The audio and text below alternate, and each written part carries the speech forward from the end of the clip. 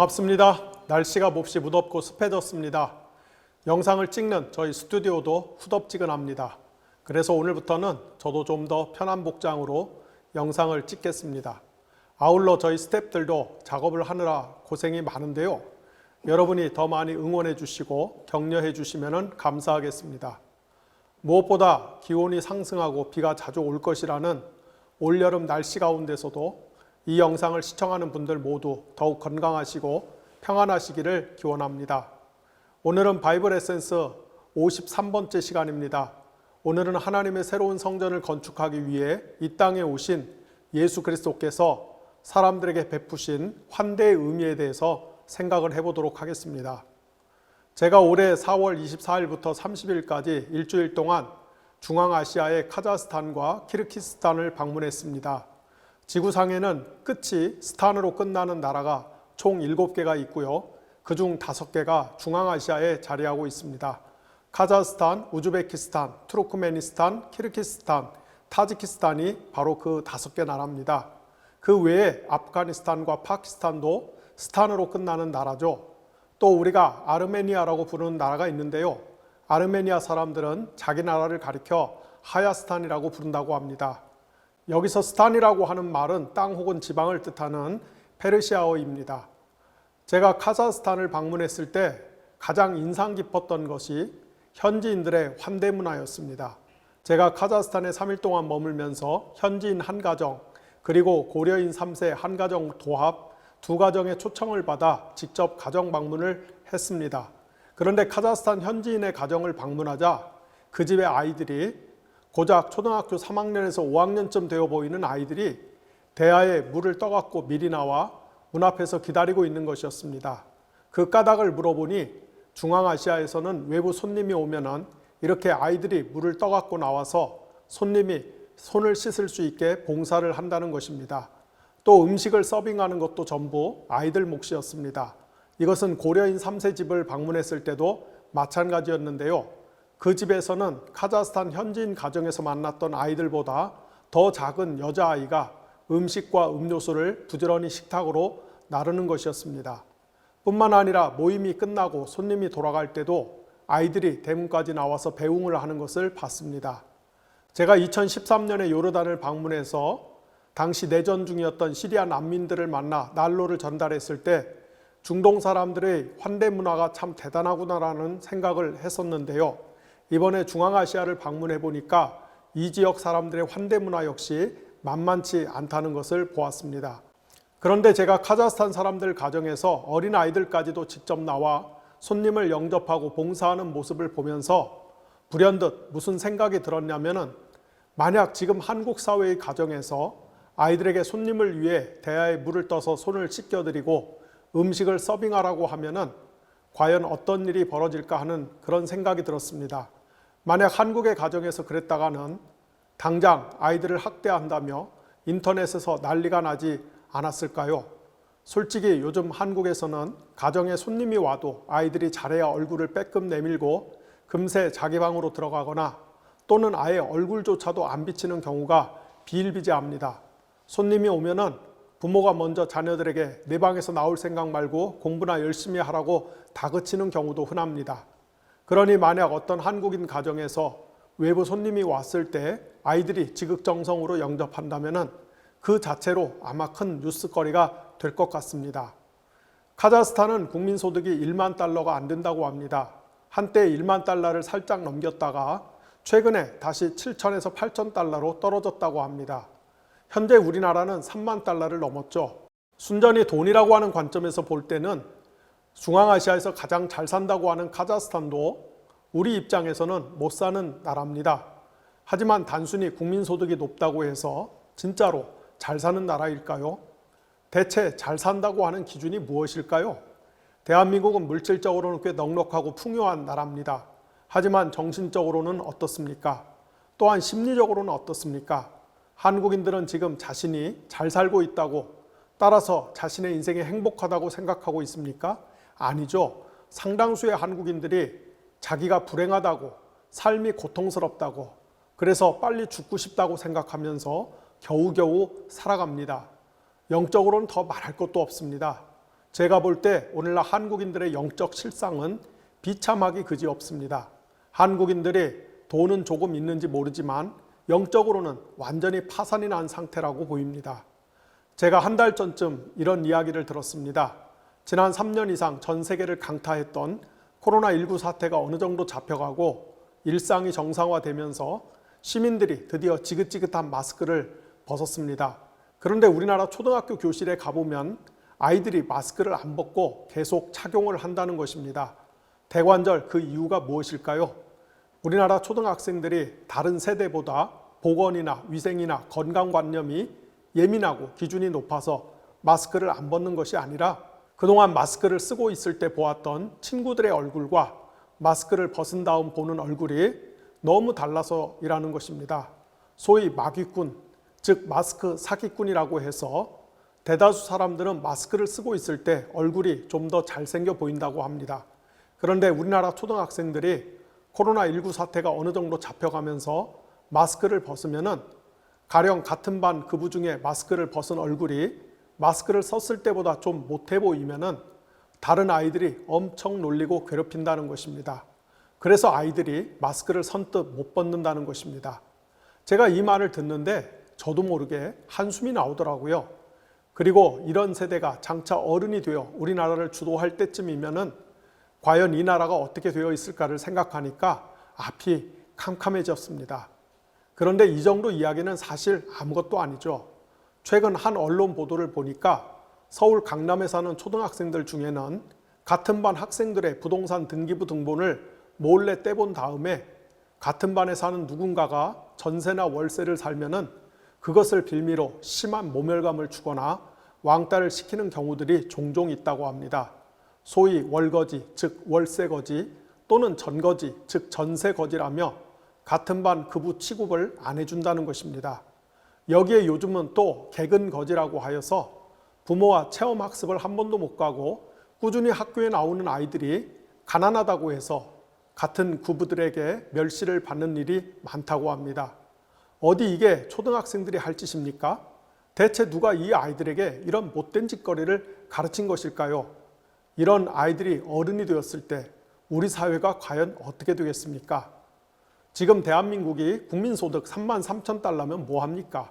정신적으로나 영적으로는 완전히 파산이 난 나라에 다름이 없는데 말입니다. 정말 슬프고 가슴 아픈 것은 이렇게 우리 국민이 갈수록 이기적이고 매정해지고 심지어 포악스럽고 잔인해지고 있는데도 이런 현실에서 교회가 아무런 공적인 역할을 못하고 있다는 것입니다. 한국 사회가 공멸의 벼랑 끝으로 치달을 때 교회가 그걸 막아서는 브레이크 역할을 해줘야 하는데 전혀 그런 역할을 수행하지 못하고 있습니다. 현실에서는 교회가 우리 사회에 만연한 차별과 혐오와 배제의 문화를 제어하기는커녕 오히려 사회 전체를 공멸의 벼랑 끝으로 몰아넣는 증오의 문화를 부추기는 엑셀레이터 역할을 하는 경우가 더 많죠. 참으로 통탄할 일입니다. 이런 현실에서 오늘 우리는 공부를 통해 삼위일체 하나님께서 증오와 혐오의 신이 아니라 사랑과 환대의 하나님이심을 다시 한번 깨닫고 이를 바탕으로 우리가 어떻게 사는 것이 하나님의 백성답게 사는 것인지를 우리의 심장에 진지하게 새길 수 있기를 바랍니다. 성경은 삼위일체 하나님께서 우리 인간에게 구원을 베풀어 주셨다고 말하죠. 여기서 하나님이 우리에게 베푸신 구원을 다른 말로 바꿔서 표현하면은 하나님께서 우리 인간을 환대해 주셨다라고 정의할 수 있습니다. 즉 기독교의 구원 이야기는 하나님의 환대 행위에 관한 이야기입니다. 창조주 하나님께서는 자신에게 등을 돌린 채 스스로 우주의 주님 노릇을 하려는 인류를 향해서 처절한 복수나 응징 대신에 오히려 가슴을 활짝 열고 두 팔을 활짝 벌려서 환대해 주셨습니다. 그 결과 인류는 스스로 우주의 주님 노릇을 하려던 죄를 용서받고 하나님의 가족으로 입양되는 은혜를 얻게 된 것이죠. 우리가 환대라고 하는 안경을 쓰고 성경을 읽으면은 성경 전체가 온통 환대에 관한 이야기로 꽉 차 있는 것을 발견할 수 있습니다. 성경은 삼위일체 하나님께서 우리 인간의 허물과 죄를 덮어주시고 사랑으로 환대해 주신 사실뿐 아니라 하나님께 이런 엄청난 환대를 받은 사람들이 또한 동료 인간에게 베푼 많은 환대 이야기를 소개하고 있습니다. 가령 창세기 18장에 보면은 아브라함이 인간으로 변장한 천사들을 정성껏 대접한 이야기가 나옵니다. 창세기 19장 초두에는 소돔과 고모라를 방문한 천사들을 아브라함의 조카 롯이 자기 집으로 영접해서 환대한 이야기가 나옵니다. 아브라함과 롯의 입장에서는 자신들과 일면식도 없는 낯선 존재들을 굳이 따뜻하게 대접하지 않아도 되었을 것입니다. 하지만 그들은 정반대로 행동했죠. 그들은 자신과 아무런 이해관계가 없는 낯선 타자를 향해서 사람과 섬김의 손길을 기꺼이 내밀었습니다. 여호수아 초반부에 나오는 여리고에 살던 기생 라합이 이스라엘의 정탐꾼들을 숨겨주고 살려준 이야기도 성경에 나오는 환대 이야기에서 빼놓을 수 없는 중요한 사례 가운데 하나입니다. 그 밖에도 구약 성경 곳곳에는 낯선 사람들을 아무런 이해 타산 없이 수용하고 포용해서 환대를 실천한 많은 사례들이 나옵니다. 여러분이 잘 아는 이스라엘 남자 보아스가 모압 여인인 룻을 따뜻하게 환대한 이야기도 그중 하나라고 할 수가 있습니다. 이런 이유 때문에 기원 후 95년에서 97년 사이에 쓰여진 초기 교회의 중요한 문서 가운데 하나인 클레멘스 1서는 구약 성경에 나오는 아브라함, 롯, 그리고 라합이 믿음과 더불어서 환대를 실천함으로써 하나님께 의롭다함을 받았다고 주장했습니다. 클레멘스 1서는 1세기 후반 고린도 교회에 만연한 불화와 분열, 파벌주의를 교정하고 극복할 수 있도록 이를 도울 목적으로 로마에서 저술되어 고린도 교회로 보내진 문서입니다. 여기 보면은 다음과 같은 구절들이 나옵니다. 그리고 그가 다시 말한다. 하나님이 아브라함을 이끌고 나가서 그에게 이렇게 말씀하셨다. 하늘을 올려다보고 별들을 셀 수 있거든 한번 세어보아라. 내 시도 그렇게 될 것이다. 그러자 아브라함이 하나님을 믿었고 이것이 그에게 의로 여겨졌다. 그의 믿음과 환대로 인해 그의 노년에 아들이 주어졌고 순종하기 위해 아브라함은 하나님이 그에게 보여주신 산에서 자신의 아들을 하나님께 제물로 바쳤다. 10장 6절에서 7절.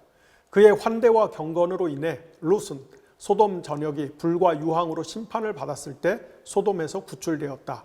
이런 식으로 주님은 자신에게 소망을 둔 자들은 버리지 않으시고 자신을 거절하는 자들에게는 벌과 고통을 받게 할 것임을 명확하게 보여주셨다. 11장 1절. 그녀의 믿음과 환대로 인해 기생 라합은 구원받았다. 눈의 아들 여호수아가 정탐꾼들을 여리고로 보냈을 때 그 땅의 왕은 그들이 자기 나라를 정탐하러 들어왔음을 알게 되었다. 그래서 그는 그들을 잡는 즉시 죽이기 위해서 이 정탐꾼들을 잡으러 부하들을 보냈다. 그러나 친절한 라합은 그들을 자기 집안으로 들여서 위층에 놓인 삼대 밑에 숨겼다. 종교개혁의 후예인 우리는 오늘날 바울이 쓴 로마서의 기초에서 오직 믿음으로써 의롭다함을 받는다고 간주하지만은 앞에서 소개한 것처럼 초기 교회 일각에서는 신자가 믿음과 환대에 의해서 의롭다함을 받는다고 생각한 실제적인 사례들이 있는 것입니다.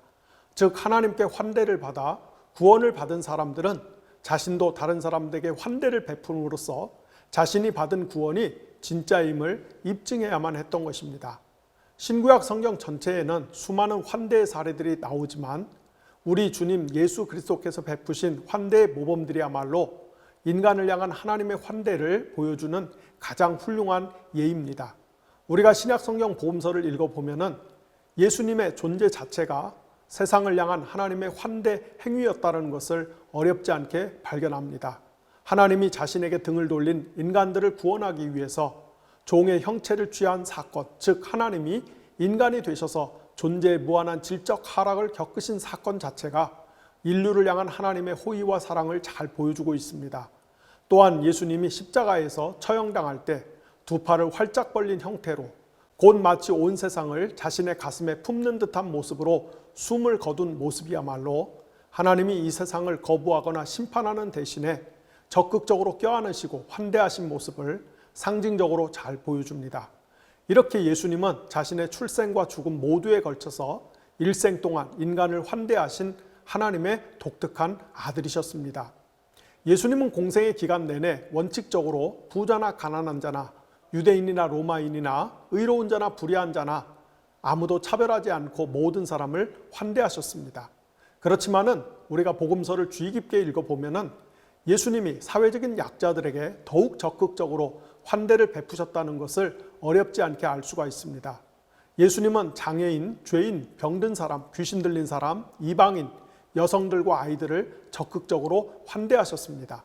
예수님은 사회적으로 높은 지위와 신분을 갖고 여유롭게 사는 사람들이 자신을 찾아올 때 그들을 거부하거나 배제하지는 않으셨지만은 그렇다고 해서 그런 사람들을 일부러 찾아가서 교분을 쌓지는 않으셨습니다. 하지만 예수님은 사회적인 약자들에게만큼은 늘 먼저 손을 내밀고 그들을 돌보셨습니다. 그 결과 예수님의 주변에는 가난한 사람, 아픈 사람, 귀신 들린 사람, 버림받은 사람들로 가득했습니다. 예수님이 이끄시는 공동체에는 회원으로 가입하기 위한 어떤 스펙이나 사회적 조건이 필요하지 않았습니다. 그저 예수님의 환대에 부응하여 예수님을 따르기만 하면 되었습니다. 즉 예수님이 내민 손을 같이 맞잡기만 하면 누구나 그분의 공동체의 일원이 될 수가 있었습니다. 사실 이것은 당시 유대 사회의 일반적 관행과 통념에 비춰볼 때는 대단히 이례적인 현상이었습니다. 1세기 유대 사회에서 대다수 사람은 가급적 자신과 똑같은 종류의 사람과만 어울렸기 때문입니다. 가령 당시 유대 사회의 부와 권력을 독점한 제사장들과 사두개인들은 강고한 사회적 카르텔을 형성한 채 끼리끼리 어울리면서 서로 이권을 나눴습니다. 서기관과 바리새인들은 율법에 대한 지식과 경건을 무기로 스스로 의인을 자처하면서 역시 자기들끼리 때를 지어 다녔습니다. 기성 정치와 종교 질서를 매우 비판적으로 바라보며 고립된 공동체 생활을 자처했던 쿰난 공동체 사람들의 경우 공동체에 가입하려면 매우 엄격한 조건을 통과해야만 했습니다. 심지어 자신의 재산 전부를 공동체에 헌납하기도 했습니다. 이렇게 1세기 유대 사회에 존재했던 다양한 분파와 그룹들은 자신들만의 회원 규정을 설정해 놓고 그 조건을 충족하는 사람들만 같은 편으로 받아들였습니다. 그리고 사실 이런 모습은 비단 1세기의 유대 사회뿐만 아니라 우리 인간이 사는 세상 어느 곳에서나 쉽게 찾아볼 수 있는 모습이죠. 하지만 예수님의 공동체는 완전히 달랐습니다. 예수께서 이끄는 공동체에는 어떤 까다로운 회원 자격이나 규정이 존재하지 않았습니다.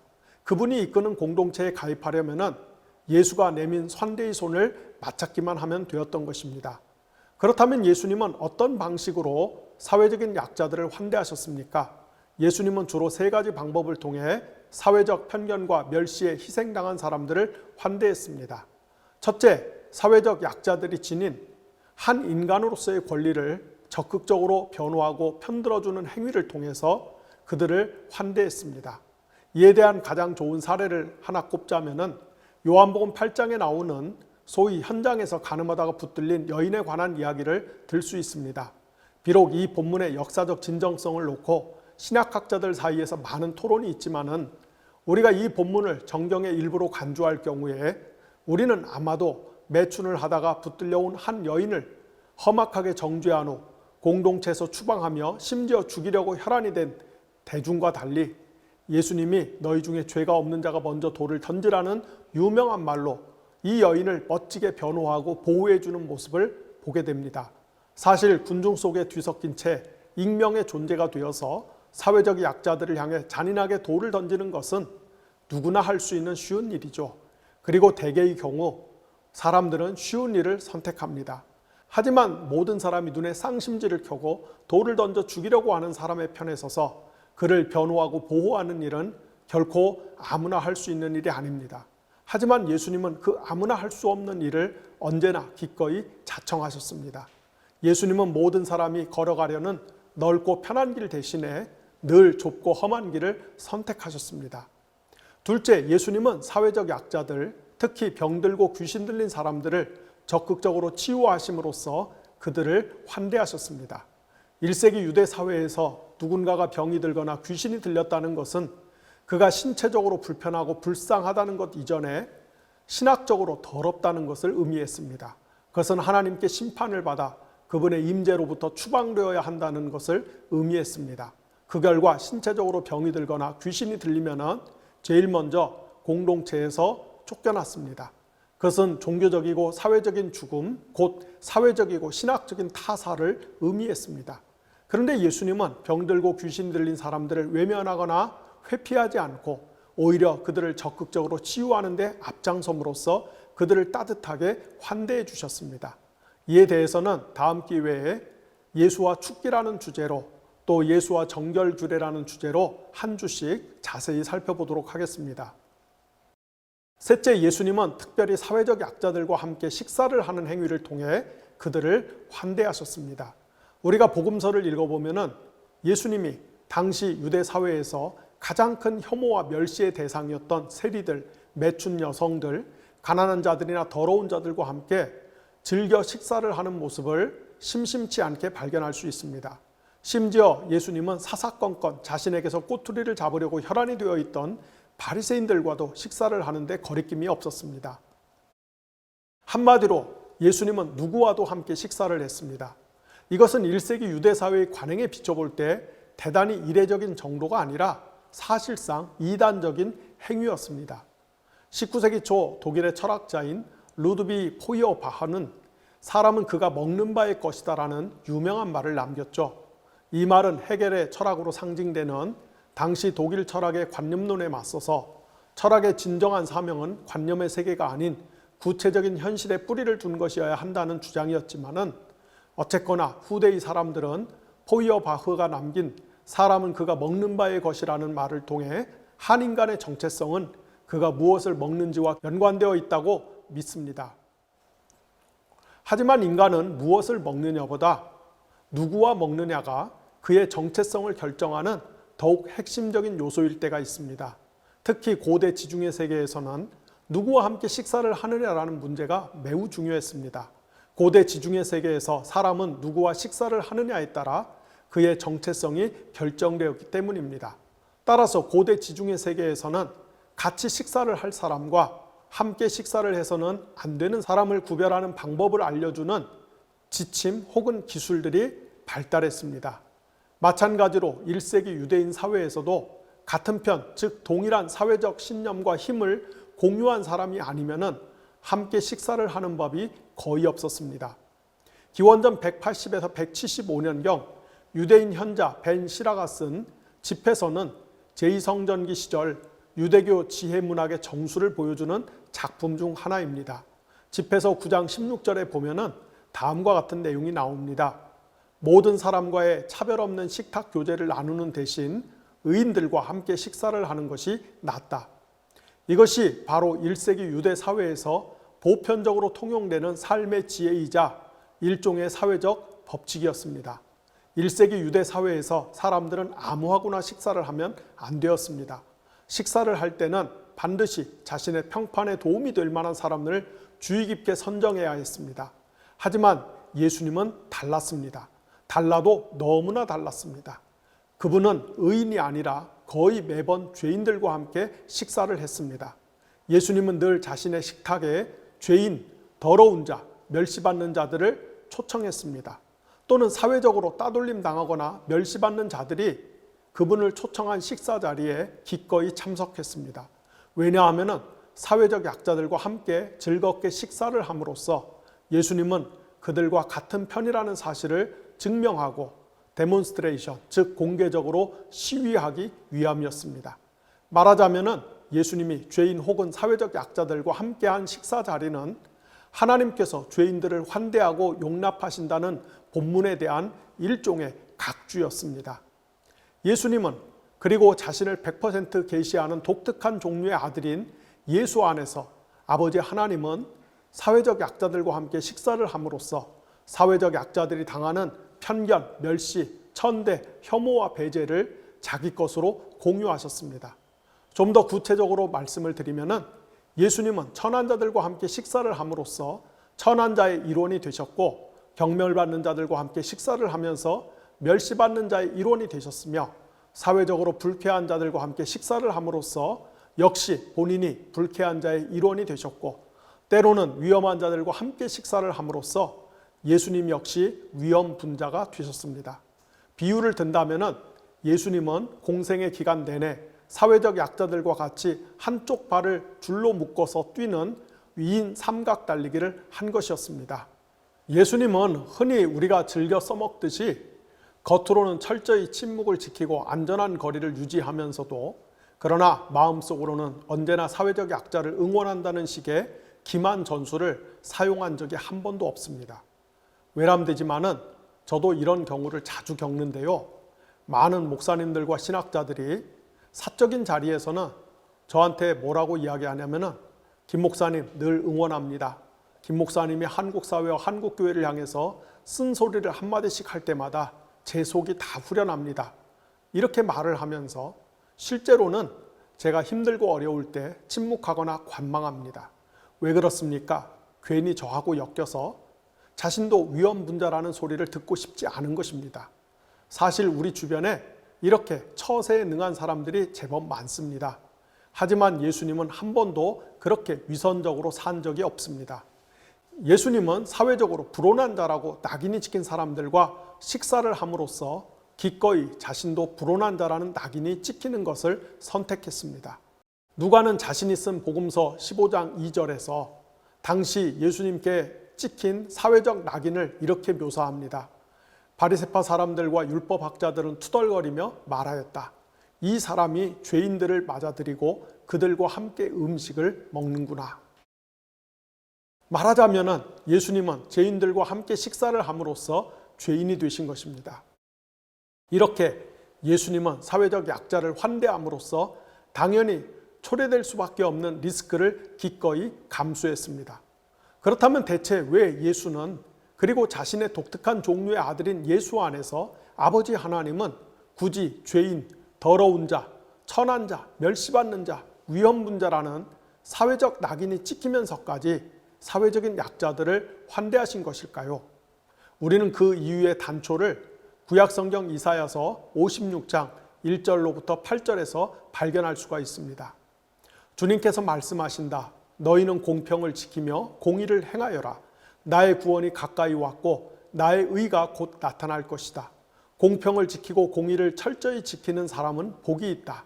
안식일을 지켜서 더럽히지 않는 사람, 그 어떤 악행에도 손을 대지 않는 사람은 복이 있다. 자, 여기서부터 중요한데요. 이방 사람이라도 주님께로 온 사람은 주님께서 나를 당신의 백성과는 차별하신다라고 말하지 못하게 하여라. 고자라도 나는 마른 장작에 지나지 않는다고 말하지 못하게 하여라. 이러한 사람들에게 주님께서 이렇게 말씀하신다.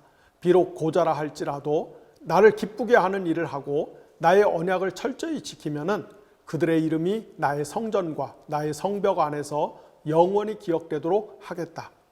아들, 딸을 두어서 이름을 남기는 것보다 더 낫게 하여 주겠다. 그들의 이름이 잊혀지지 않도록 영원한 명성을 그들에게 남겨주겠다.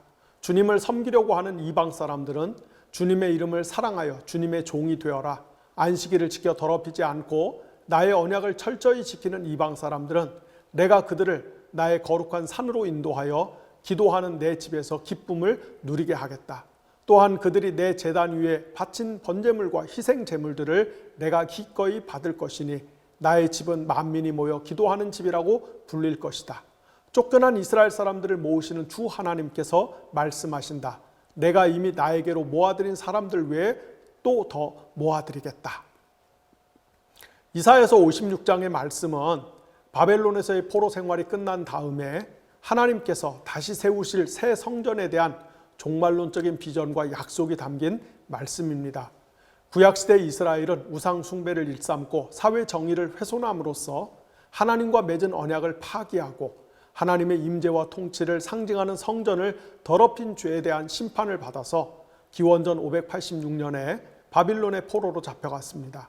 솔로몬이 건축한 예루살렘 성전은 철저히 파괴되었고 하나님은 더 이상 범죄하여 더럽혀진 예루살렘에 임재하지 않으셨습니다. 하지만 그것이 끝은 아니었죠. 하나님은 이스라엘이 바벨론에서 감내해야 할 심판의 기간과 분량이 채워지면은 다시 그들을 예루살렘으로 돌아오게 하실 것입니다. 그리고 다시 새로운 성전을 건축하실 것입니다. 그런데 역사의 종말에 세워질, 즉 하나님이 정해놓으신 충만한 구원의 때가 시작될 때 세워질 새로운 성전은 유대인들만의 배타적인 전유물이 아닌 만민, 곧 모든 민족이 하나님께 기도를 드릴 수 있는 집이 될 것입니다. 하나님께서 역사의 종말에 세우실 새로운 성전은 이방인뿐 아니라 심지어 성적인 기능을 상실한 장애인들도 자유롭게 출입할 수 있는 장소가 될 것입니다. 이 말씀은 유대인들 입장에서 볼 때는 엄청나게 충격적인 선언입니다. 왜냐하면 모세가 전수한 율법에 따르면 이방인과 성적인 기능을 잃어버린 사람들은 하나님의 성전에 절대로 출입할 수 없었기 때문입니다. 구체적으로 신명기 23장 1절에서 6절에는 다음과 같은 규정이 나오죠. 고환이 터졌거나 음경이 잘린 사람은 주님의 총회 회원이 되지 못합니다. 사생아도 주님의 총회 회원이 되지 못하고 그 자손은 10대에 이르기까지 주님의 총회 회원이 되지 못합니다. 암몬 사람과 모압 사람은 주님의 총회 회원이 되지 못합니다. 그 자손은 10대가 아니라 영원히 주님의 총회 회원이 되지 못합니다. 그들은 당신들이 이집트에서 나올 때에 먹을 것과 마실 것을 가지고 와서 당신들을 맞아들이기는커녕 당신들을 저주하려고 부올의 아들 발람에게 뇌물을 주어서 메소포타미아 지방의 부돌에서 그를 불러온 사람들입니다. 그러나 주님 당신들의 하나님이 당신들을 사랑하시기 때문에 주님께서 발람의 말을 듣지 않으시고 오히려 그 저주를 복으로 바꾸셨습니다. 당신들은 당신들의 평생에 그들이 조금이라도 번영하거나 성공할 틈을 주어서는 안 됩니다. 여기 보면은 이방인과 성적 기능을 빼앗긴 장애인들은 하나님의 백성이 될 수가 없었습니다. 따라서 인종적으로나 신체적으로 결함이 있는 사람들은 하나님의 성전에 출입할 수가 없었습니다. 실제로 유대인들은 성전 마당에 여러 개의 벽 혹은 담을 세워놓고 이방인과 심지어 유대인 여성들의 접근을 철저히 제한했죠. 이것이 바로 옛 언약의 질서하에서 일어났던 일입니다. 이런 상황에서 예언자 이사야는 담대하게 외칩니다. 미래에 하나님께서 새로운 성전을 세우시면은 이방인이나 장애인이라고 해서 더 이상 성전에 출입하지 못하는 규제는 과감하게 사라질 것이라고 말입니다. 미래에 세워질 새로운 성전은 인종적으로나 신체적인 구분 혹은 제한 없이 누구나 하나님과 언약 관계를 맺기만 하면은 자유롭게 출입할 수 있습니다. 즉 누구나 하나님을 주님으로 모시고 섬기기로 하면은 누구나 하나님의 백성이 될 수가 있습니다. 바꿔 말하면은 미래에 세워질 새 성전에서는 누구나 하나님을 아빠로 고백하며 기도할 수가 있습니다. 그 결과 종말에 새로 세워질 성전은 인류 전체가 기도하는 집이 될 것입니다. 이것이 바로 이사야서 56장 1절로부터 8절에 약속된 말씀입니다. 우리가 앞서 누누이 살펴본 것처럼 하나님의 독특한 종류의 아들이신 예수 그리스도는 바로 구약 성경에서 예고된 새로운 종말론적인 성전을 건축하기 위해 이 땅에 오신 분입니다. 인간의 몸을 입으신 예수는 첫째로 이 땅에서 하나님의 통치와 임재를 가시적으로 드러냄으로써 성전의 본질을 구현할 것이고, 둘째로 공생의 기간 동안에 죄 용서의 복음을 선포할 뿐더러 장차 십자가에서 자신을 속죄 제물로 바침으로써 온 인류의 죄를 대속함으로 성전의 기능을 완성할 것이며, 부활과 승천 이후에는 성령을 지상에 파송함으로써 성령을 모신 새로운 하나님의 백성들, 곧 수많은 살아있는 인간 성전을 이 땅에 세우실 것입니다. 쉽게 말해 여러분과 죄가 바로 예수님이 세우시려고 했던 종말론적인 새 성전들인 것입니다. 이렇게 예수께서 구약 성경에 예고된 새로운 성전을 건축하기 위해서 이 땅에 오셨기 때문에 그것이 바로 예수님이 공생애 내내 지향한 가장 크고 중요한 목적이었기 때문에 예수님은 이사야서 56장의 예언에 따라서 자신이 세울 성전 공동체 안에서 이방인과 장애인을 비롯하여 어떤 사람도 인종적, 신체적, 사회적, 정치적인 결함 때문에 소외되거나 배제되는 일이 없도록 하십니다. 그리고 바로 이런 이유로 예수님은 당시 사회적으로 멸시받고 치탄받던 수많은 사회적 약자들과 적극적으로 어울리면서 그들을 환대하여 하나님의 백성으로 만드신 것입니다. 한마디로 예수님은 기존의 예루살렘 성전에 강고하게 설치 운영되었던 일체의 벽과 담을 모두 헐어버리셨습니다. 예수님은 예언자 이사야의 종말론적인 기대와 소망을 따라 특별히 유대인과 이방인 사이에 차별과 장벽을 허물고 이방인들도 하나님의 성전에 자유롭게 출입할 수 있는, 즉 이방인들도 하나님과 언약 관계를 맺고 하나님을 아빠라고 부르며 창조주 하나님의 무한한 자원에 참여하여 구원을 얻을 수 있는 길을 열어주시기 위해서 적극적으로 행동하셨습니다. 이런 예수님의 행동은 당시 이방인을 구원받지 못한 죄인들이라고 해서 몹시 경멸하고 상종을 거리던 유대인들의 관행에 비춰볼 때는 매우 이례적이며 나아가 위험천만한 행동으로 보였을 것이 분명합니다. 예수께서 유대인뿐 아니라 이방인을 위한 구원자로, 즉 유대인과 이방인 모두 하나님의 성전에 자유롭게 들어가서 하나님을 예배하고 하나님을 아빠라고 부르며 하나님의 구원에 참여할 수 있는 문을 활짝 여는, 곧 새로운 성전을 건축하는 분으로 오셨다는 사실을 가장 실감나게 묘사하는 복음서 본문을 꼽으라면은 신약성경 마가복음 1장 35절에서 4장 34절까지에는 예수께서 갈릴리 호수 주변을 돌아다니면서 하나님 나라의 복음을 선포하고 실행하는 모습이 집중적으로 나타납니다. 즉 예수는 가버나움을 출발해서 세간, 밀밭, 회당, 호숫가, 집, 호숫가로 이동하면서 하나님 나라의 복음을 전파합니다. 이에 반해서 바로 뒤에 이어지는 마가복음 4장 35절에서 8장 21절까지를 보면은 예수님이 제자들과 함께 배를 타고 갈릴리 호수를 건너가서 사역하는 모습이 집중적으로 그려지고 있습니다. 여기서 예수님은 최소한 6번에 걸쳐서 배를 타고 갈릴리 호수를 건너가며 한 번은 이방인 거주 지역으로, 또 한 번은 유대인 거주 지역으로 건너가서 사역을 합니다. 이렇듯 예수께서 배를 타고 갈릴리 호수를 건너가서 유대인과 이방인 거주 지역을 교대로 방문하는 가운데 귀신을 내쫓고 병을 고치는 사역을 통해서 유대인과 이방인 모두에게 하나님 나라의 구원을 선포하십니다. 1세기 팔레스타인 지역에서는 유대인과 이방인 사이의 사이가 매우 안 좋았습니다. 따라서 예수가 유대인과 이방인 지역을 교차 방문하면서 양쪽 모두에게 하나님 나라의 구원을 선포하고 시연하는 행위는 이방인과 유대인 모두의 눈에 불온해 보였을 것입니다. 그렇기 때문에 마가복음 저자는 예수께서 배를 타고 갈릴리 호수를 건너 유대인 지역에서 이방인 지역으로 옮겨갈 때, 또는 이방인 지역에서 유대인 지역으로 옮겨갈 때마다 심한 폭풍을 만나서 자칫 배가 뒤집어 죽을 수도 있는 위험에 봉착했다라고 진술합니다. 여기서 예수님과 그의 제자들이 만난 폭풍은 자연적인 재해뿐만 아니라 신학적인 난관이라는 의미를 지니고 있다라고 말을 해도 무방할 것입니다. 곧 예수께서 유대인과 이방인 모두를 포용하여 하나님 나라의 한 백성으로 만들려는 행위가 당시 사회적 관행이나 의식에 비춰볼 때 그만큼 어렵고 힘든 일이었다는 뜻입니다. 하지만 예수님은 폭풍을 만날 때마다 창조주 하나님의 신분과 능력으로 이를 간단히 제압을 하며, 이로써 우리는 예수님이 결국은 유대인과 이방인 모두를 한 하나님의 백성으로 만드는, 즉 하나님의 새로운 성전의 일원으로 만드는 데 성공할 것임을 예감합니다. 1세기 팔레스타인 지역에 사는 유대인과 이방인은 모두 매우 곤핍한 처지에 놓여 있었습니다. 그들은 로마 제국에게 수탈을 당하였으며 또한 현지 지배자들의 횡포와 수탈에 속수무책으로 노출되어 있었습니다. 한마디로 그들은 목자 없는 양처럼 고달프고 힘겨운 인생들이었습니다. 이런 현실에서 하나님의 독특한 종류의 아들인 예수는 유대인과 이방인 모두를 배불리 먹이며 위로하는 데 집중합니다.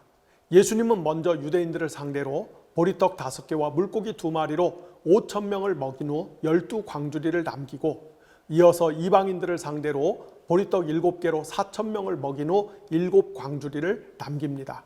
이로써 예수님은 자신이 유대인과 이방인 모두를 배부르게 먹이는 참 목자임을 드러내십니다.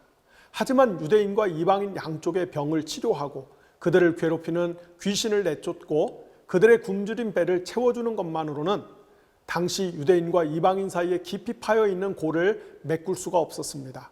특별히 유대인들이 이방인을 경멸하고 혐오하는 근저에는 이방인들이 종교적 신학적으로 더러운 죄인이라는 데 있었습니다. 따라서 예수는 유대인과 이방인 사이에 깊이 파여 있는 골을 메꾸고 유대인과 이방인을 화해시켜 한 하나님의 백성으로 만들기 위해 정결 개념을 새롭게 정의합니다. 이것이 마가복음 4장 34절에서 8장 21절까지에 나오는 내용입니다. 이렇듯 유대인의 몸을 입고 이 땅에 와서 유대인으로 사셨던 하나님의 아들 예수는 동시대 유대인들이 이방인에 대해 갖고 있던 편견, 혐오, 적개심 등을 누그러뜨리고 나아가 무장해제시켜서 유대인들이 이방인을 환대하도록 가르쳤으며, 또한 자신이 직접 모범을 보이셨습니다. 사실 이것이 구약 성경의 진정한 정신이자 예언자들이 고대했던 종말론적인 소망이었습니다. 동시에 예수님은 이방인이 유대인을 환대할 수 있다라는 깜짝 놀랄 만한 교훈을 주시기도 했습니다. 여러분이 잘 아시는 누가복음 11장 25절에서 37절에 나오는 이른바 선한 사마리아인의 비유가 바로 그것입니다. 예수님은 어떤 착한 사마리아인에 관한 비유를 통해서 당시 유대인들이 끔찍히도 경멸하던 사마리아 사람이 유대교의 어떤 전문적인 종교인들보다 오히려 위험에 처한 동료 유대인을 훨씬 더 따뜻하게 환대하였음을 역설합니다. 아마도 현장에서 직접 예수님의 이 비유를 들었던 유대인들이 느꼈던 충격이나 담혹감은 엄청났을 것입니다. 나아가 예수님은 우리가 이 땅에 사는 동안에 평상시 사회적 약자들에게 베푼 환대의 행위 유무가 종말의 하나님의 심판을 통과해서 최종적인 구원을 얻는 데 있어서 결정적인 조건이 된다는 그야말로 폭탄 선언을 합니다. 왜 제가 지금 폭탄 선언이란 표현을 썼냐면은 특별히 종교개혁의 전통에 서 있는 우리 개신교인들의 경우에는 오직 믿음을 통해서 의롭다함을 받고 구원을 얻는다고 확고히 믿기 때문입니다. 따라서 우리 개신교인들은 행위라는 말만 들어도 피부에 소름이 돋을 정도로 질색을 합니다. 하지만 마태복음 25장 31절로부터 46절에 따르면은 예수님은 전혀 다른 말씀을 하십니다. 예수님은 우리가 이 세상에 사는 동안에 가난한 사람, 배고픈 사람, 헐벗은 사람, 아픈 사람, 슬픈 사람, 억울한 사람, 소외된 사람, 감옥에 갇힌 사람들에게 환대를 베풀었느냐 아니냐에 따라서 우리의 최후의 운명이 결판날 것이라고 분명히 말씀하셨습니다. 우리가 이 세상에 사는 동안에 사회적 약자들에게 베푼 환대의 행위들은 곧 우리가 예수님을 환대하는 것과 동일한 효력을 갖습니다. 왜냐하면은 하나님의 독특한 종류의 아들이신 예수 그리스도는 이 세상의 힘센 자들과 자신의 정체성을 공유하는 것이 아니라 사회적으로 천대받고 멸시받는 사람들과 기꺼이 공동 운명체가 되기 위해서 자신의 신적 본질을 모두 비워내신 분이기 때문입니다. 따라서 우리가 사회적 약자들을 환대하는 것은 곧 예수님을 환대하는 것과 같습니다. 그리고 우리가 이 세상에서 사회적 약자를 환대함으로써 예수님을 환대했다면 종말에 예수님이 평소 자신을 환대했던 사람들을 환대해서 그들에게 영생의 복을 선사하시는 것은 지극히 당연합니다. 반대로 평소 사회적 약자를 멸시하고 소외시켰던 사람들은 그들과 공동 운명체로 존재하시는 예수 그리스도를 멸시했기 때문에 종말의 심판 자리에서 그들 또한 예수님께 멸시를 받을 수밖에 없는 것입니다. 이것이 바로 마태복음 25장 31절 이하에 나오는 소위 양과 염소의 운명에 관한 가르침입니다. 그런데 앞서도 제가 말씀드렸듯이 우리 개신교인들은 이런 이야기가 나오면은 너무 불편해요. 그래서 이런 이야기가 나올 때마다 많은 개신교인들이 사도 바울에게 즉각 항소합니다. 혹시 예수는 우리가 환대의 행위를 실천했느냐에 따라서 우리의 구원이 결정된다고 가르쳤을지 모르지만 바울은 결코 그렇게 말하지 않았다는 것입니다. 사도 바울은 분명 우리 인간이 예수 그리스도를 믿음으로써 구원을 받는다고 가르쳤다는 것입니다. 물론 옳은 말입니다. 사도 바울은 특별히 로마서 초반부에서 분명히 그렇게 말하고 있습니다. 하지만 여러분이 바울 서신 전체를 주의 깊게 읽어보시면은 바울은 항상 우리가 하나님의 최후 심판대 앞에 섰을 때 하나님이 우리의 행위, 곧 삶의 열매를 통해서 최종적인 판결을 내린다고 말하고 있습니다. 바울은 100% 그렇게 말합니다. 그래서 신학자들은 이런 문제를 해결하기 위해서 우리가 하나님의 구원의 영역 안으로 들어감, 즉 get인과 구원의 영역 안에 머무름, 즉 스테이인을 구별하기도 합니다. 이게 무슨 말인가요? 우리가 하나님께 은혜를 받아 구원을 얻기 위해서는 제일 먼저 예수 그리스도를 나의 주님으로 믿고 고백하여야 하지만은 그러나 우리가 하나님의 구원의 은혜 안에 계속해서 머물고 나아가 우리가 하나님께 받은 구원이 종말에 완성되기 위해서는 일생토록 하나님의 주권에 순종하여 거룩하게 사는 삶의 열매, 즉 거룩한 행실이 뒷받침되어야 한다는 것입니다. 따라서 설령 우리가 예수를 구주로 믿고 고백하여 하나님의 구원의 영역 안으로 들어왔어도 그러나 하나님의 주권에 순종하지 않고 제멋대로 살면은 우리가 받은 구원이 취소될 가능성도 이론적으로는 성립이 된다는 것입니다. 그리고 실제로 구약 성경에 나오는 이스라엘 백성의 경우가 정확히 그 점을 보여주고 있습니다. 구약의 이스라엘은 시내산에서 하나님과 언약을 맺고 하나님의 구원의 영역 안으로 들어왔지만은 그러나 하나님의 계명을 어기고 우상 숭배를 일삼으며 사회 정의를 훼손한 결과 종국에는 하나님께 심판을 받아 멸망하였습니다. 바로 이런 이유 때문에 사도 바울은 고린도전서 10장 초두에서 옛날 출애굽 직후 광야에서 하나님께 불순종하여 멸망을 당한 이스라엘 사람들의 예를 들면서 이렇게 말합니다. 이런 일들이 그들에게 일어난 것은 본보기가 되게 하려는 것이며 그것들이 기록된 것은 말세를 만난 우리에게 경고가 되게 하려는 것입니다. 그러므로 서 있다고 생각하는 사람은 넘어지지 않도록 조심하십시오. 따라서 우리 중 아무도 자신이 믿음으로써 구원을 받았다면서 함부로 살면 안 됩니다. 성경은 이런 사람들의 최후의 운명에 대해서 매우 부정적입니다. 지금까지 공부한 내용을 요약하면은 하나님의 독특한 종류의 아들이신 예수 그리스도는 가급적 사회적으로 지위가 높고 힘이 센 사람들과 어울리면서 교분을 쌓으려고 하는 평균적인 인간들의 성향이나 행동 거지와는 달리 오히려 사회적인 약자들과 적극적으로 친분을 나누면서 그들을 따뜻하게 환대하셨습니다. 그 결과 예수는 사회적 약자들에게 찍힌 낙인을 자신의 인격과 몸에도 함께 새겨야만 했습니다. 곧 예수님은 더럽고 불결한 죄인이라는, 따라서 결코 상종을 해서는 안 되는 사람이라는 소리를 들어야만 했습니다. 하지만 하나님의 아들이신 예수께서 사회적으로 볼품없고 힘이 없는 사람들과 어울린 것은 예수가 천박한 사람이어서가 아니라 구약 성경의 소망과 예언에 따라서 종말론적인 새 성전을 건축하는 분으로서 이 세상에 오셨기 때문입니다.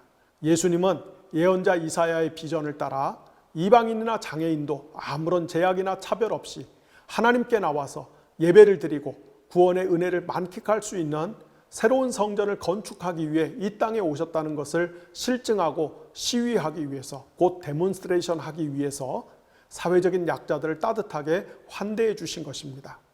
이렇게 예수 그리스도의 인격과 사역에서 환대가 갖는 의미가 얼마나 크고 중요한지를 너무나 잘 알았기 때문에 또한 초기 교회는 환대를 적극적으로 실천했습니다. 여러분이 바울 서신뿐만 아니라 공동 서신과 일반 서신을 읽어보면은 신약 성경 곳곳에서 환대의 중요성을 강조하고 있다는 것을 어렵지 않게 발견하게 될 것입니다. 한마디로 구약 성경 창세기 18장에 나오는 아브라함이 천사들을 환대한 이야기로부터 시작해서 신약 성경 요한 서신에 이르기까지 성경 전체에 환대에 관한 이야기가 가득합니다. 자, 그렇다면은 오늘날 한국 사회와 특별히 한국 교회는 과연 얼마나 성경에 게시된 환대의 정신을 실천하며 살고 있는지 생각해 보겠습니다. 결론부터 말씀을 드린다면은 오늘날 한국 교회와 한국 사회는 환대 문제에 있어서만큼은 거의 빵점에 가깝습니다. 그리고 한국 교회와 한국 사회가 환대를 거의 실천하지 않는다는 것은 바꿔 말하면은 한국 교회와 한국 사회가 성경의 정신에서 굉장히 멀리 이탈한 반하나님적인 집단이라는 뜻입니다. 제가 볼 때 이것은 부인할 수 없는 사실입니다. 사도 바울은 에베소서 2장 14절로부터 16절에서 다음과 같은 의미심장한 말을 하죠. 그리스도는 우리의 평화 혹은 화평이십니다. 그리스도께서는 유대 사람과 이방 사람이 양쪽으로 갈라져 있는 것을 하나로 만드신 분이십니다. 그분은 유대 사람과 이방 사람 사이를 가르는 담을 자기 몸으로 허무셔서 원수된 것을 없애시고 여러 가지 조문으로 된 계명의 율법을 폐하셨습니다. 그분은 이 둘을 자기 안에서 하나의 새 사람으로 만들어서 평화를 이루시고 원수된 것을 십자가로 소멸하시고 이 둘을 한 몸으로 만드셔서 하나님과 화해시키셨습니다. 앞서 말씀드린 것처럼 옛 언약의 질서하에서 예루살렘 성전에는 여러 개의 담이 설치되어 있었습니다. 장애인과 이방인은 성소에 가까이 올 수 없도록 별도의 구역이 설정되어 있었습니다.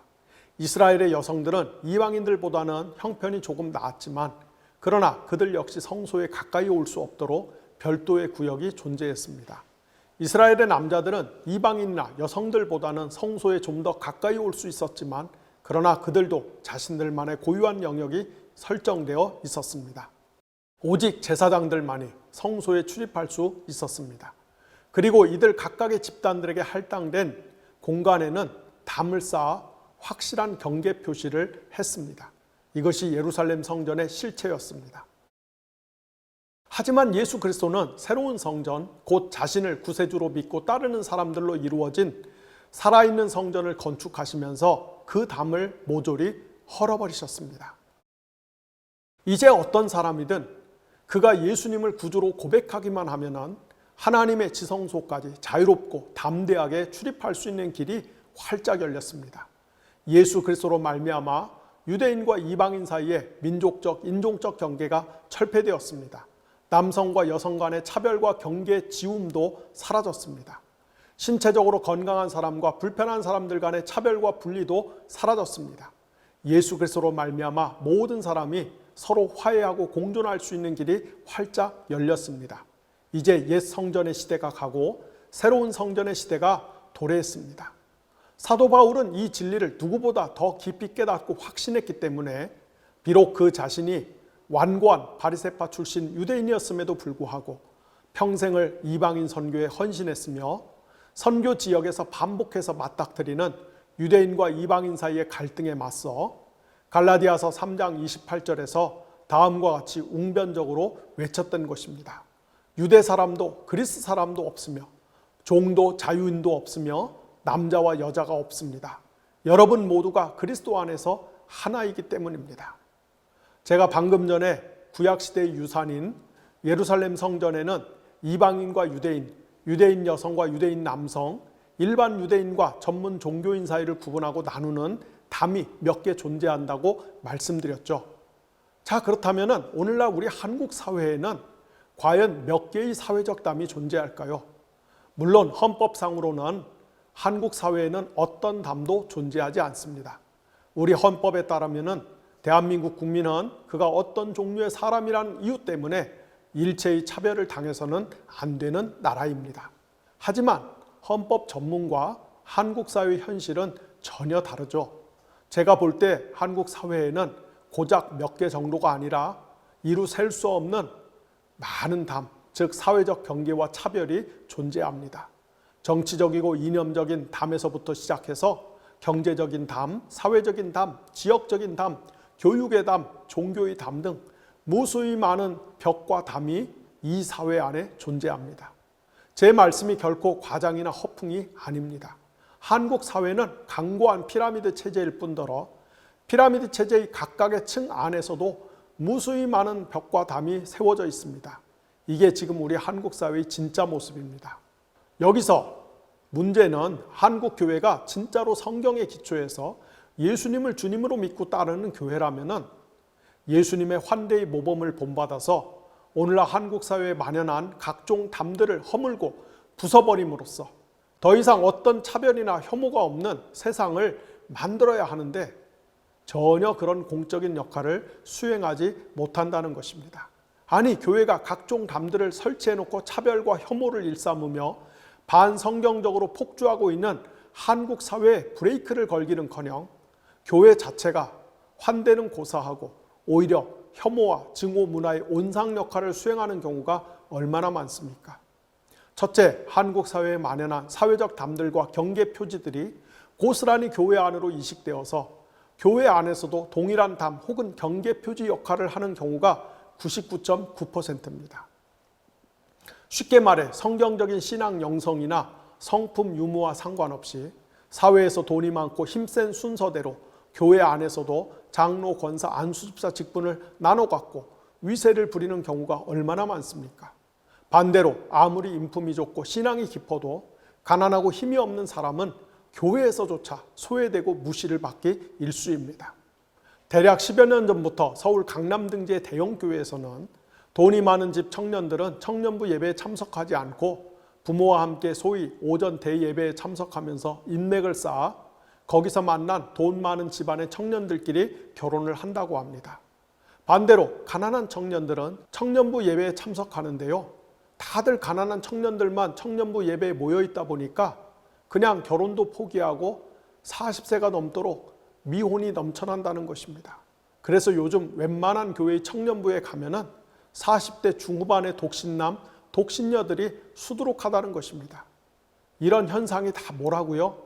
한국 사회에 널브러져 있는 수많은 차별과 멸시의 담들이 고스란히 교회 안으로 들어와 교회 안에서까지 위력을 떨치고 있는, 좀 죄송한 표현입니다마는 용서하고 들어주세요, 빌어먹을 작대들인 것입니다. 사실 이런 모습을 보면은 과연 교회가 뭔지 하는 회의가 들지 않습니까? 그리고 성경의 정신에서 너무 멀리 이탈한 한국 교회를 보면서 막 화가 나지 않습니까? 저만 그런 건가요? 저는 이런 현실을 접할 때마다 억장이 무너져서 숨도 제대로 못 쉴 때가 한두 번이 아닙니다. 둘째, 한국 교회가 사회적 약자들을 환대하며 그들의 권익을 옹호하고 보호하기는커녕 오히려 정치와 이념의 노예가 되어 사회적 약자들을 멸시하고 혐오하는 문화를 확대 재생산하는 데 앞장서고 있습니다. 이것은 의심의 여지가 없는 분명한 사실이죠. 비근한 예로 매주 주일날마다 수많은 교회의 강단에서 설교를 빙자해서 사회적 약자들을 혐오하고 배제하는 언행이 홍수를 이루고 있지 않습니까? 저는 엄중히 묻고 싶습니다. 과연 그것이 하나님의 독특한 종류의 아들로서 새로운 성전을 세우기 위해 이 땅에 오신 우리 주님 예수 그리스도께서 가르쳐 주신 복음인가 말입니다. 저는 정말 심각하게 물어보고 싶어요. 사실 제가 드리는 이런 말씀은 부모의 사회적 힘을 고스란히 상속받은, 바꿔 말하면 부모가 거주했던 사회적 담을 그대로 물려받은 한국의 중대형 교회 목사들, 돈 많은 힘센 교인들 입장에서는 굉장히 못마땅할 것입니다. 아니면 최소한 굉장히 불편할 것입니다. 그런데 이분들이 아셔야 할 것이 하나 있습니다. 사도 바울이 고린도전서 1장 26절 이하에서 이렇게 말하죠. 형제 자매 여러분, 여러분이 부르심을 받았을 때 그 처지가 어떠하였는지 생각해 보십시오. 육신의 기준으로 보아서 지혜 있는 사람이 많지 않았고 권력 있는 사람이 많지 않았고 가문이 훌륭한 사람이 많지 않았습니다. 그런데 하나님께서는 지혜 있는 자들을 부끄럽게 하시려고 세상의 어리석은 것들을 택하셨으며 강한 것들을 부끄럽게 하시려고 세상의 약한 것들을 택하셨습니다. 하나님께서는 세상에서 비천한 것들과 멸시받는 것들을 택하셨으니 곧 잘났다고 하는 것들을 없애시려고 아무것도 아닌 자들을 택하셨습니다. 이리하여 아무도 하나님 앞에서는 자랑하지 못하게 하시려는 것입니다. 여러분, 이것이 복음입니다. 이것이 바로 하나님의 말씀입니다. 따라서 여러분이 스스로 쟁취했든지 혹은 부모에게서 물려받았든지 그것이 어떤 것이든지 간에 여러분이 안전하게 서 있는 사회적 담들을 의지하거나 자랑하지 마시기를 바랍니다. 그 담을 지키려고 성경이 아닌 정치와 이념의 포로가 되어 생각하고 행동하지 마시기를 바랍니다. 반대로 여러분 중에 자신이 서 있는 사회적 담이 형편없다고 느껴지는 분이 있다면 그것 때문에 비관하거나 주눅들지 마십시오. 왜냐하면 우리 주님 예수께서 그 담을 모두 헐어버리셨기 때문입니다. 여러분의 사회적 경제적 지위와 형편이 어떻든지 간에 상관없이 하나님 아버지께서 여러분을 자녀로 맞아주셨기 때문입니다. 여러분이 예수 그리스도 안에서 새로운 피조물, 새로운 성전이라는 사실, 오직 이 사실만을 믿고 그 사실에 입각해서 살아가십시오. 기도하겠습니다. 하나님 아버지, 저희 한국인들의 죄를 용서하여 주시기를 원합니다. 수많은 사회적 담을 만들어 놓고 그 안에서 서로 멸시하고 차별하고 혐오하는 이런 문화를 너무나 당연한 듯이 너무나 즐기면서 사는 그런 우리 한국인들을 용서하여 주시기를 원합니다. 교회가 이런 세상을 바꾸기는커녕 교회 안에서 오히려 한술 더 떠서 차별과 증오와 혐오의 문화를 확대 재생산하고 있는 저희들의 못난 모습들을 부디 불쌍히 여겨주시고 용서하여 주시기를 원합니다. 이러다가 우리 한국 사회와 한국 교회가 하나님께 심판을 받아 돌 위에 돌 하나도 남지 않고 철저히 멸망당할까 두렵사오니 주여 진노하지 마시고 자비를 베풀어 주시고 한국 교회와 한국 사회 안에 하나님의 사람들을 세우시며 성령을 부으셔서 우리 모두가 회개하고 돌이켜서 하나님의 은총을 힘입을 수 있도록 도와주시옵소서. 오늘도 이 영상을 보는 분들 가운데 몸이 아픈 분들이 너무나 많습니다. 마음이 아픈 분들이 너무나 많습니다. 우리의 청년들, 우리의 자녀들 가운데 정신적으로, 심리적으로, 정서적으로 다 무너지고 다 망가져서 삶의 소망을 잃어버리고 간신히 숨만 쉬며 살고 있는 하나님, 그런 불쌍한 영혼들이 너무나 많습니다. 주여, 그들의 심령 깊은 곳에 방문하시고 임재하시고 그 마음을 깨끗하게 청소하시고 하나님의 새로운 집으로 가꾸어 주시고 그들이 하나님의 새로운 성전으로 거듭나서 하나님이 주시는 평강을 힘입어서 삶의 소망과 용기를, 삶의 목적을 다시 회복할 수 있도록 강력한 은혜를 부어 주시옵소서. 하나님, 저희가 하나님의 은혜가 아니면 도저히 살 수가 없습니다. 우리가 잘난 것이 무엇이 있습니까? 우리는 미물에 불과하고 지푸라기에 불과한 존재입니다. 주님, 저희를 버리지 마시고 책망하지 마시고 그저 불쌍히 여겨주시고 저희들의 삶 속에 오셔서 저희들을 완전히 변화시켜 주셔서 하나님의 구원이 얼마나 복되고 풍성한 것인지를 매 순간 매 삶의 현장에서 구체적으로 보여주시옵소서. 예수님의 이름으로 감사하며 기도를 드렸습니다. 아멘.